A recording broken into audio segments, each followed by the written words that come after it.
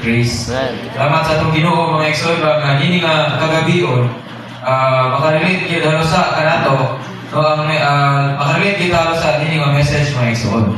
Siguro kaning mga chikiting no mga gagmay pa dili kaya sila ka-relate. Siguro sa itong mga ate na mga kuya, mga uncle no makarelate siguro ta ni mga igsoon.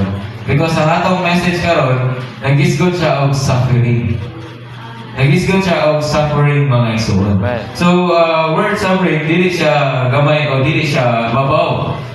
Word mga igsoon. No usa siya ka bugat no pamulong mga igsoon. Kung magisgot kita pag-antos dili gid siya ladig no dili gid siya gamay nga butang mga igsoon.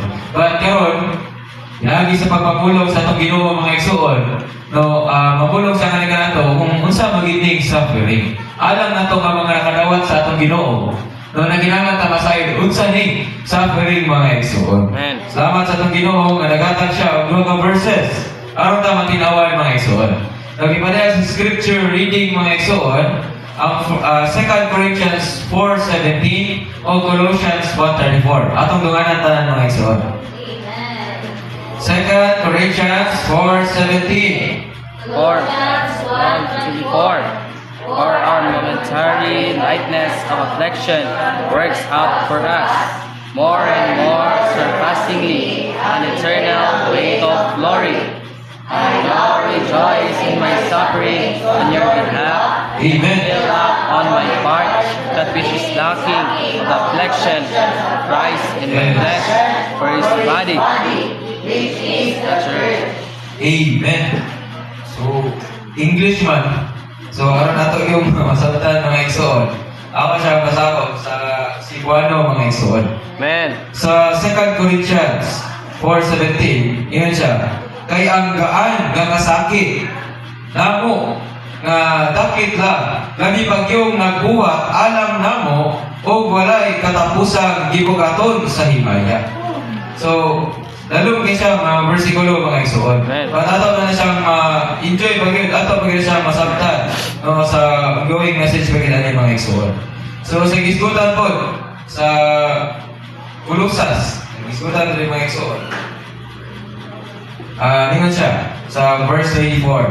Nagkalipay ko karon sa akong mga pag-antos tungod ninyo ug giulipan ako sa akong bahin ang nakulang sa mga kasakitan ni Kristo sa akong unod alang sa iyang lawas nga mao ang iglesia.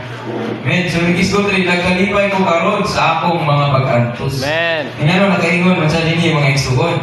So ato gyud mo nang kuan pa gyud digdi pa gyud mga igsoon. No ini ang gawin nga message mga igsoon.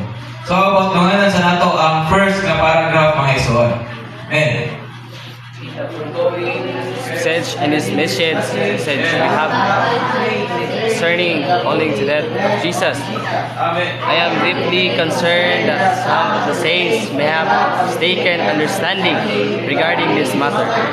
Therefore, in order to avoid misunderstanding, I wish to point out that not all the suffering experienced by Christians are of the same category. Actually, there are at least 3 kinds of suffering Christian may experience.